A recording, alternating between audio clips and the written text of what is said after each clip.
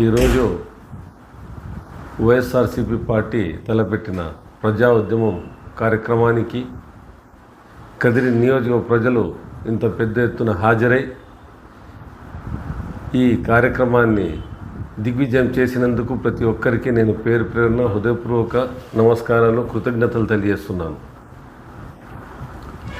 ఏదైతే కూటమి ప్రభుత్వం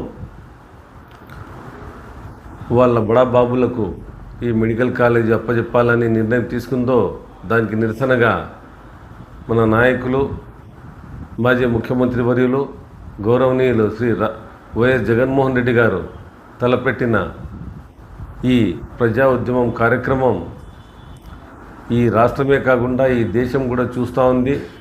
ఈ కూటమి ప్రభుత్వం చేస్తూ ఉండేది తప్పు. ఏదైతే ఆనాడు వైఎస్ జగన్మోహన్ రెడ్డి గారు ప్రజలకు, పేద ప్రజలకు, వైద్య విద్యార్థులకు మంచి జరగాలని ఏదైతే 17 మెడికల్ కాలేజ్ తెచ్చి వాళ్ళ జీవితాలు మరియు ఈ రాష్ట్రానికి రానున్న రోజుల్లో ఒక వైద్యం అనేది చౌకగా అందించాలనే ఉద్దేశంతో ఈ 17 మెడికల్ కాలేజ్ తెచ్చినారో అది ఆయన చేసిన నిర్ణయం సరైనది.